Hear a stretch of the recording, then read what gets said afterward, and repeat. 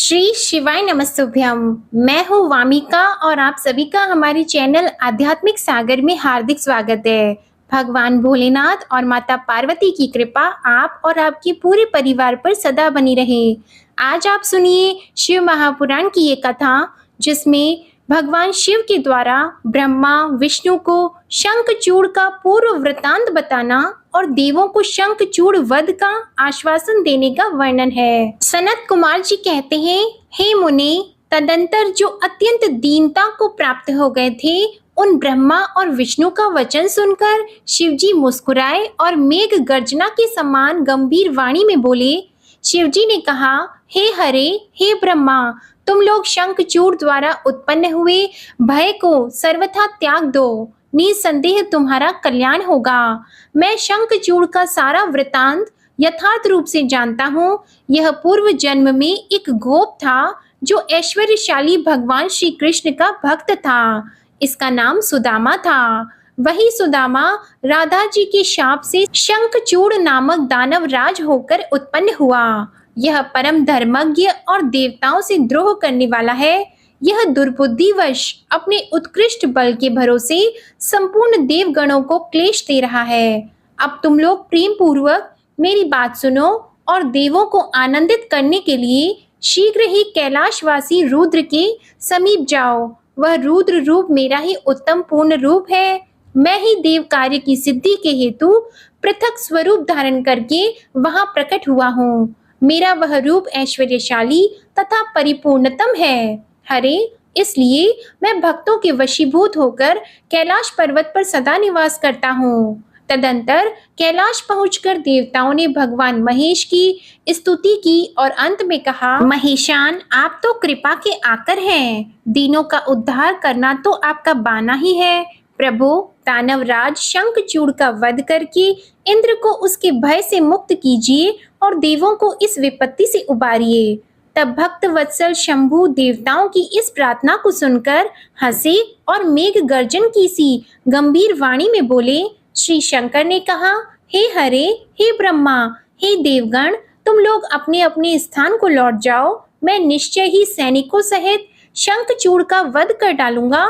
इसमें तनिक भी संशय नहीं है। सनत कुमार जी कहते हैं, व्यास जी, महेश्वर के उस अमृत स्त्रावी वचन को सुनकर संपूर्ण देवताओं को परम आनंद प्राप्त हुआ। उस समय उन्होंने समझ लिया कि अब दानव शंखचूड़ मरा हुआ ही है। तब महेश्वर के चरणों में प्रणिपात करके विष्णु वैकुंठ को और ब्रह्मा सत्यलोक को चले गए तथा संपूर्ण देवता भी अपने अपने स्थान को प्रस्थित हुए। इधर उन महारुद्र ने, जो परमेश्वर दुष्टों के लिए काल रूप और सत्पुरुषों की गति है, देवताओं की इच्छा से अपने मन में शंखचूड़ के वध का निश्चय किया।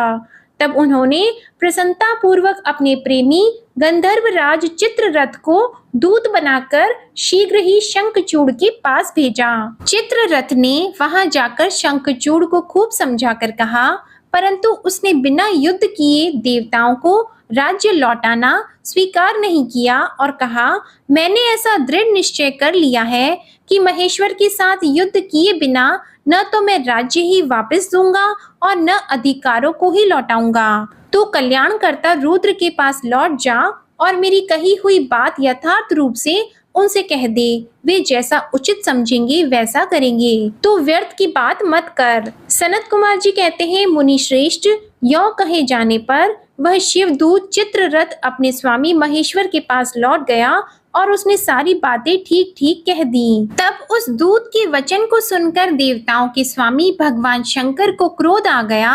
उन्होंने अपने वीरभद्र आदि गणों से कहा। रुद्र बोले, हे वीरभद्र, हे नंदिन, क्षेत्रपाल, आठों भैरव, मैं आज शीघ्र ही शंखचूड़ का वध करने के निमित्त चलता हूँ। अतः मेरी आज्ञा से मेरे सभी बलशाली गण आयुधों से तैयार हो जाएं और अभी अभी कुमारों स्वामी कार्तिक और गणेश के साथ रण यात्रा करें। भद्रकाली भी अपनी सेना के साथ युद्ध के लिए प्रस्थान करें। सनत कुमार जी कहते हैं, मुने, ऐसी आज्ञा देकर शिवजी अपनी सेना के साथ चल पड़े। फिर तो सभी वीरगण हर्षमग्न होकर उनके पीछे पीछे चलने लगे। इसी समय संपूर्ण सेनाओं के अध्यक्ष स्कंद और गणेश भी हर्ष से भरे हुए कवच धारण करके सशस्त्र शिवजी के निकट आ पहुंचे। फिर वीरभद्र, नंदी, महाकाल, सुभद्रक, विशालाक्ष, विकार, कुटीचर, दुर्जय तथा दुर्गम आदि गणनायक जो प्रधान प्रधान सेनापति थे, शिवजी के साथ चले। उनके गणों की संख्या करोड़ करोड़ थी। आठों भैरव, एकादश भयंकर रुद्र, आठों वसु, इंद्र, कुबेर, यम, मंगल तथा अन्य अन्य ग्रह, पराक्रमी कामदेव, उग्रदंड, कोटब आदि ने भी शीघ्र ही महेश्वर का अनुगमन किया। स्वयं महेश्वरी देवी भद्रकाली भी 100 भुजा धारण करके शिवजी के साथ चलीं। वे उत्तम उत्तम रत्नों से बने हुए विमान पर आरूढ़ थीं। उनके शरीर पर लाल चंदन का अनुलेप लगा था और लाल वस्त्र शोभा पा रहा था। वे हर्षमग्न होकर हंसती, नाचती और उत्तम स्वर से गान करती हुई अपने भक्तों को अभय तथा शत्रुओं को भय प्रदान कर रही थीं। उनकी 1 योजन लंबी भीषण आकार जीवा लपलपा रही थी।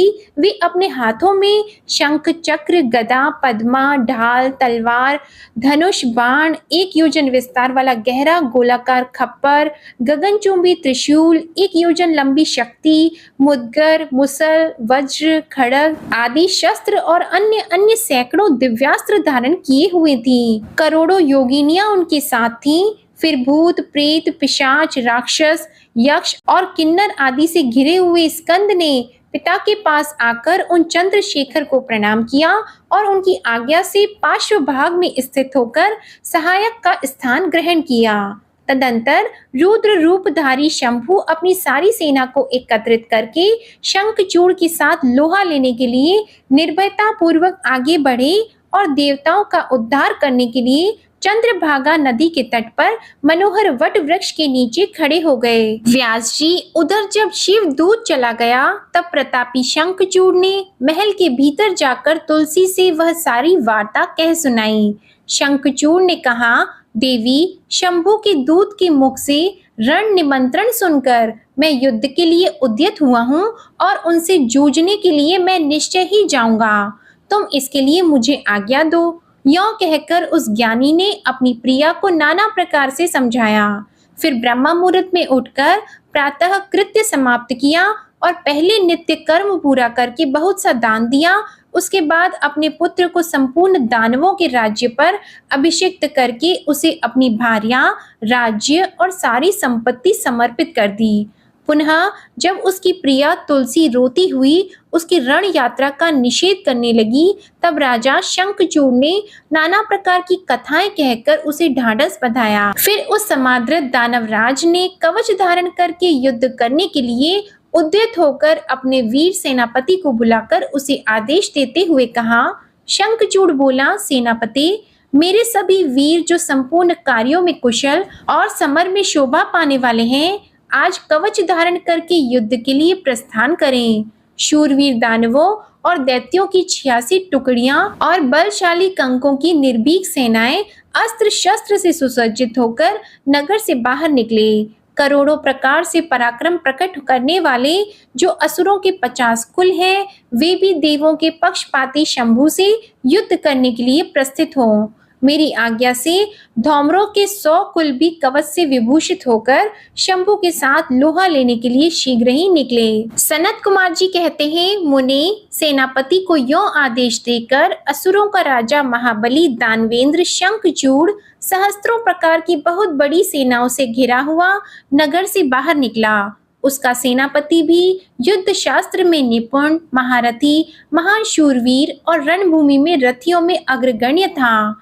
इस प्रकार युद्ध स्थल में वीरों को भयभीत कर देने वाला वह दानवराज 3 लाख अक्षौहिणी सेनाओं पर शासन करता हुआ शिविर से बाहर निकला और उत्तम उत्तम रत्नों द्वारा निर्मित विमान पर आरूढ़ होकर गुरुजनों को आगे करके युद्ध के लिए चल पड़ा। आगे बढ़ने पर वह पुष्पभद्रा नदी के तट पर सिद्धाश्रम में जा पहुंचा। वहां एक मनोहर वट वृक्ष विराजमान था। वह सिद्धि क्षेत्र सिद्धों को उत्तम सिद्धि प्रदान करने वाला था। पुण्य क्षेत्र भारत में वह कपिल का तपो स्थान कहलाता था।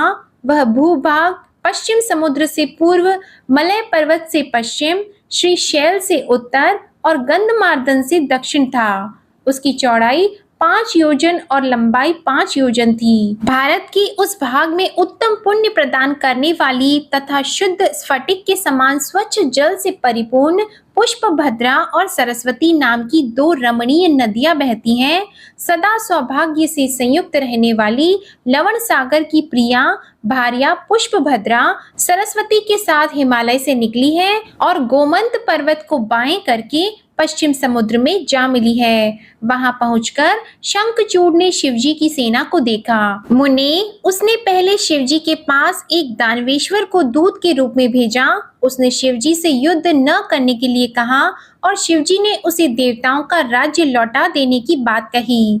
अंत में महेश्वर ने कहा, दूत, हम किसी का भी पक्ष नहीं लेते, क्योंकि हम तो कभी स्वतंत्र रहते ही नहीं, सदा भक्तों के अधीन रहते हैं और उनकी इच्छा से उन्हीं का कार्य करते रहते हैं। देखो, पूर्व काल में ब्रह्मा की प्रार्थना से पहले पहल प्रलय समुद्र में श्रीहरि और दैत्य श्रेष्ठ मधुकैटभ का भी युद्ध हुआ था। पुनः भक्तों के हितकारी उन्हीं श्री विष्णु ने देवताओं की प्रार्थना करने पर प्रहलाद के कारण हिरण्यकशिपु का वध किया था।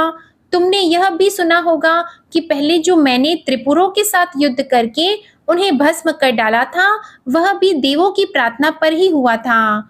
पूर्व काल में सर्वेश्वरी जग जननी का जो शंभु आदि के साथ युद्ध हुआ था और जिसमें उन्होंने उन दैत्यों का वध कर डाला था, वह भी देवताओं की प्रार्थना करने पर ही घटित हुआ था। वे ही सभी देवगण आज भी ब्रह्मा के शरणापन्न हुए थे। तब वे उन देवताओं और श्री हरि के साथ मेरी शरण में आए थे। दूत, इस प्रकार ब्रह्मा, विष्णु और देवगणों की प्रार्थना के वशीभूत होकर देवों का अधीश्वर होने के कारण मैं भी युद्ध के लिए आया हूँ। तुम भी तो महात्मा श्री कृष्ण के श्रेष्ठ पार्षद हो। अब तक जो जो दैत्य मारे गए हैं, उनमें से कोई भी तुम्हारी समानता नहीं कर सकता। इसलिए राजन, देव कार्य की सिद्धि के लिए तुम्हारे साथ युद्ध करने में मुझे कौन सी बड़ी लज्जा होगी? अर्थात कुछ नहीं, क्योंकि मैं ईश्वर हूँ और देवताओं ने मुझे विनय पूर्वक भेजा है। अतः तुम जाओ और शंखचूड़ से मेरी बात कह दो। वह जैसा उचित समझेगा वैसा करेगा। मुझे तो देवताओं का कार्य करना ही है। यों कहकर कल्याणकर्ता महेश्वर चुप हो गए। तब शंखचूड़ का वह दूत उठा और उसके पास चल दिया। सनत कुमार जी कहते हैं, महर्षि, जब उस दूत ने शंखचूड़ के पास जाकर विस्तार पूर्वक शिव जी का वचन कह सुनाया तथा तत्वतः उनके यथार्थ निश्चय को भी प्रकट किया, तब उसे सुनकर प्रतापी दानवराज शंखचूड़ ने भी परम प्रसन्नता पूर्वक युद्ध को ही अंगीकार किया। फिर तो वह तुरंत ही मंत्रियों सहित रथ पर जा बैठा और उसने अपनी सेना को शंकर के साथ युद्ध करने के लिए आदेश दिया।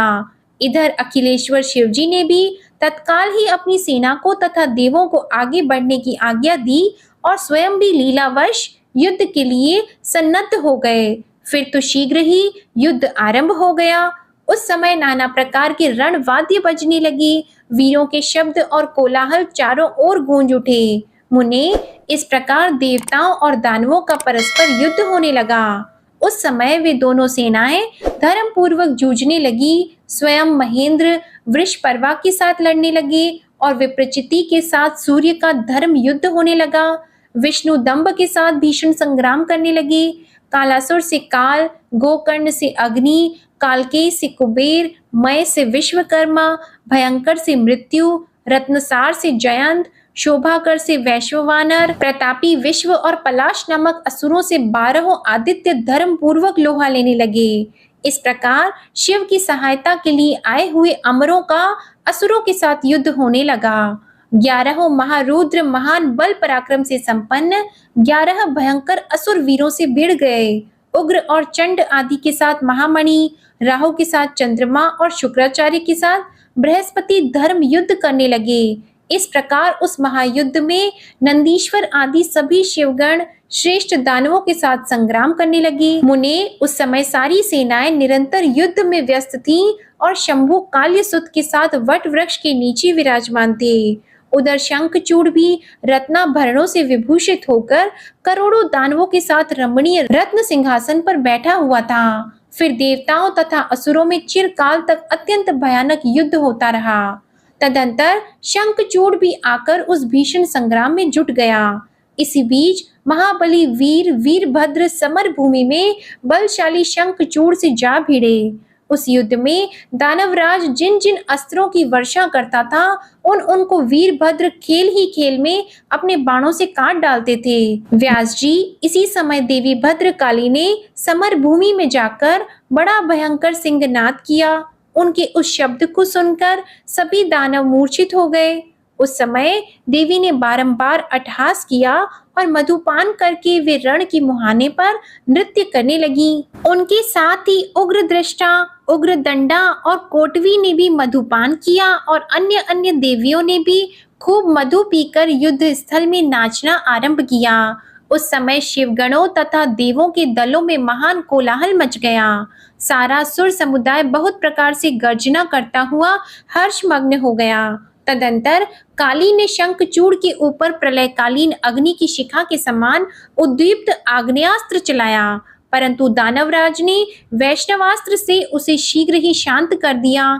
तब देवी भद्रकाली ने उस पर नारायणास्त्र का प्रयोग किया। वह अस्त्र दानव शत्रु को देखकर बढ़ने लगा। तब प्रलय अग्नि की ज्वाला के समान उद्दीप्त होते हुए नारायण अस्त्र को देखकर शंखचूड़ दंड की भांति भूमि पर लेट गया और बारंबार प्रणाम करने लगा। तब उस दानव को नम्र हुआ देखकर वह अस्त्र निवृत्त हो गया। तत्पश्चात देवी ने उस पर मंत्र पूर्वक ब्रह्मास्त्र छोड़ा। उस अस्त्र को प्रज्वलित होता हुआ देखकर दानवराज ने भूमि पर खड़े होकर उसे प्रणाम किया और ब्रह्मास्त्र से ही उसका निवारण कर दिया। तदंतर वह दानवराज कुपित हो उठा और वेग पूर्वक अपने धनुष को खींचकर देवी के ऊपर मंत्र पाठ करते हुए दिव्य अस्त्रों की वर्षा करने लगा। भद्रकाली समर भूमि में अपनी विस्तृत मुख को फैलाकर उन अस्त्रों को निगल गईं और अट्टहास पूर्वक गर्जना करने लगी, जिससे दानव भयभीत हो गए। तब शंखचूड़ ने काली के ऊपर 100 योजन लंबी शक्ति से वार किया, परंतु देवी ने अपने दिव्य अस्त्र समूह से उसके 100 टुकड़े कर दिए। यह उन दोनों में चिरकाल तक युद्ध होता रहा और सभी देवता तथा दानव दर्शक बनकर उसे देखते रहे। अंत में देवी ने महान कोप आवेश से उस पर वेग पूर्वक मुष्टि प्रहार किया। उसकी चोट से वह दानवराज चक्कर काटने लगा और उसी क्षण मूर्छित हो गया। फिर क्षण भर में ही उसकी चेतना लौट आई और वह उठ खड़ा हुआ, परंतु उस प्रतापी ने मात्र बुद्धि होने के कारण देवी के साथ बाहु युद्ध नहीं किया। तब देवी ने उस दानव को पकड़कर उसे बारंबार घुमाया और बड़े क्रोध से वेग पूर्वक ऊपर को उछाल दिया। प्रतापी शंखचूड़ वेग से ऊपर को उछला और पृथ्वी पर गिरकर पुनः उठ खड़ा हुआ। उस महायुद्ध में वह तनिक भी भ्रांत नहीं हुआ था, बल्कि उसका मन प्रसन्न था। तत्पश्चात वह भद्रकाली को प्रणाम करके बहुमूल्य रत्नों द्वारा निर्मित अपने परम मनोहर विमान पर जा बैठा। इधर कालिका भूख से विवल होकर दानवों का रक्त पान करने लगी। इसी अवसर पर वहां यो आकाशवाणी हुई, ईश्वरी अभी रणभूमि में सिंहनाद करने वाले 1.5 लाख दानवेंद्र और बचे हैं। ये बड़े उद्यत हैं, अतः तुम इन्हें अपना आहार बना लो। परंतु देवी, संग्राम में दानवराज शंखचूड़ को मारने के लिए मन मत दौड़ाओ, क्योंकि यह तुम्हारे लिए अवध्य है, ऐसा निश्चय समझो। आकाशवाणी द्वारा कहे हुए वचन को सुनकर देवी भद्रकाली ने बहुत से दानवों का मांस भक्षण करके उनका रक्त पान किया और फिर वे शिवजी के निकट चली गईं। वहां उन्होंने पूर्वापर के क्रम से सारा युद्ध वृतांत कह सुनाया। व्यास जी ने पूछा, महाबुद्धिमान सनत कुमार जी, काली का वह कथन सुनकर महेश्वर ने उस समय क्या कहा और कौन सा कार्य किया, उसे आप वर्णन करने की कृपा करें, क्योंकि मेरे मन में उसे सुनने की प्रबल उत्कंठा जाग उठी है। सनत कुमार जी बोले, मुने, शंभु तो जीवों के कल्याणकर्ता, परमेश्वर और बड़ी लीला विहारी हैं। वे काली द्वारा कहे हुए वचन को सुनकर उन्हें आश्वासन देते हुए हंसने लगे। तदंतर आकाशवाणी को सुनकर तत्व ज्ञान विशारद स्वयं शंकर अपने गणों के साथ समर भूमि की ओर चले। उस समय वे महावृषभ नंदीश्वर पर सवार थे और उन्हीं के समान पराक्रमी वीरभद्र, भैरव और क्षेत्रपाल आदि उनके साथ थे। रणभूमि में पहुंचकर महेश्वर ने वीर रूप धारण किया।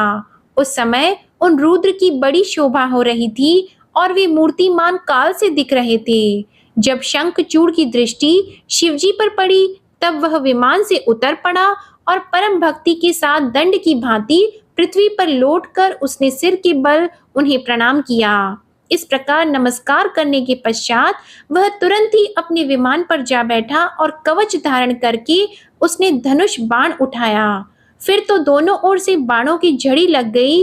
यो व्यर्थ ही बाण वर्षा करने वाले शिव और शंखचूड़ का वह उग्र युद्ध सैकड़ों वर्षों तक चलता रहा। अंत में युद्ध स्थल में शंखचूड़ का वध करने के लिए महाबली महेश्वर ने सहसा अपना वह त्रिशूल उठाया, जिसका निवारण करना बड़े बड़े तेजस्वियों के लिए भी अशक्य है। तब तत्काल ही उसका निषेध करने के लिए यो आकाशवाणी हुई। शंकर, मेरी प्रार्थना सुनिए और इस समय इस त्रिशूल को मत चलाइए। ईश, यद्यपि आप क्षण मात्र में पूरे ब्रह्मांड का विनाश करने में सर्वथा समर्थ हैं, फिर इस अकेले दानव शंखचूड़ की तो बात ही क्या। तथापि आप स्वामी के द्वारा देव मर्यादा का विनाश नहीं होना चाहिए। महादेव, आप उस देव मर्यादा को सुनिए और उसे सत्य एवं सफल बनाइए। वह देव मर्यादा यह है कि जब तक इस शंखचूड़ के हाथ में श्री हरि का परम उग्र कवच वर्तमान रहेगा और इसकी पतिव्रता पत्नी तुलसी का सतीत्व अखंडित रहेगा, तब तक इस पर जरा और मृत्यु अपना प्रभाव नहीं डाल सकेंगे। अतः जगदीश्वर शंकर, ब्रह्मा के इस वचन को सत्य कीजिए। तब सत्पुरुषों के आश्रय स्वरूप शिवजी ने उस आकाशवाणी को सुनकर तथास्तु कहकर उसे स्वीकार कर लिया और विष्णु को उस कार्य के लिए प्रेरित किया। फिर तो शिवजी की इच्छा से विष्णु वहां से चल पड़े। वे तो मायावियों में भी श्रेष्ठ मायावी ठहरे। अतः उन्होंने एक वृद्ध ब्राह्मण का वेश धारण किया और शंखचूड़ के निकट जाकर उससे यों कहा। वृद्ध ब्राह्मण बोले, दानवेंद्र, इस समय मैं याचक होकर तुम्हारे पास आया हूँ, तुम मुझे भिक्षा दो। दीनवत्सल, अभी मैं अपने मनोरथ को प्रकट नहीं करूंगा।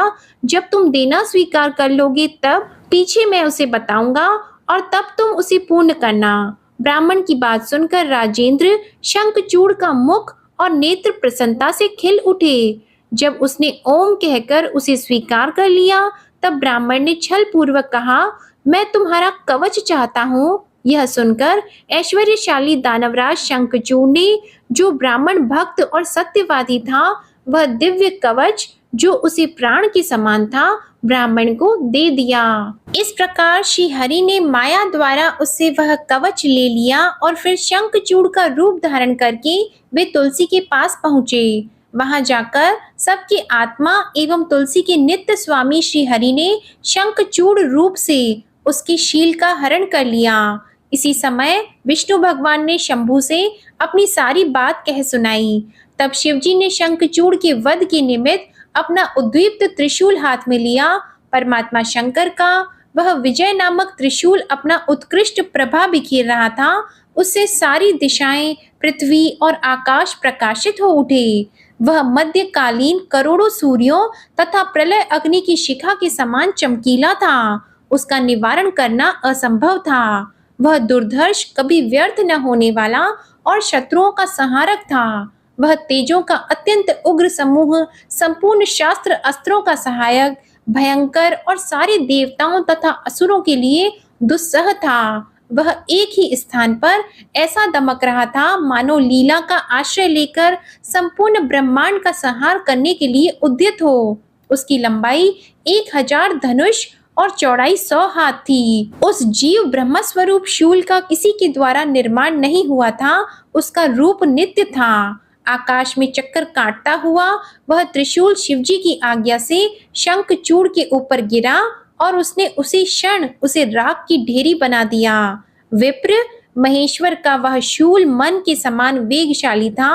वह शीघ्र ही अपना कार्य पूर्ण करके शंकर के पास आ पहुंचा और फिर आकाश मार्ग से चला गया। उस समय स्वर्ग में दुंदुबियां बजने लगी, गंधर्व और किन्नर गान करने लगे, देवों तथा मुनियों ने स्तुति करना आरंभ किया और अप्सराएं नृत्य करने लगी। शिवजी के ऊपर लगातार पुष्पों की वर्षा होने लगी और ब्रह्मा, विष्णु, इंद्र आदि देवता तथा मुनिगण उनकी प्रशंसा करने लगे। दानवराज शंखचूड़ भी शिवजी की कृपा से शाप मुक्त हो गया और उसे उसके पूर्व श्री कृष्ण पार्षद रूप की प्राप्ति हो गई। शंखचूड़ की हड्डियों से शंख जाति का प्रादुर्भाव हुआ, जिस शंख का जल शंकर के अतिरिक्त समस्त देवताओं के लिए प्रशस्त माना जाता है। महामुनि श्री हरि और लक्ष्मी को तथा उनके संबंधियों को भी शंख का जल विशेष रूप से अत्यंत प्रिय है, किंतु शिव के लिए नहीं। इस प्रकार शंखचूड़ को मारकर शंकर उमा स्कंद और गणों के साथ प्रसन्नता पूर्वक नंदीश्वर पर सवार हो शिवलोक को चले गए। भगवान विष्णु ने वैकुंठ के लिए प्रस्थान किया और देवगण परमानंद मग्न हो अपने अपने लोक को चले गए। उस समय जगत में चारों ओर परम शांति छा गई। सबको निर्विघ्न रूप से सुख मिलने लगा।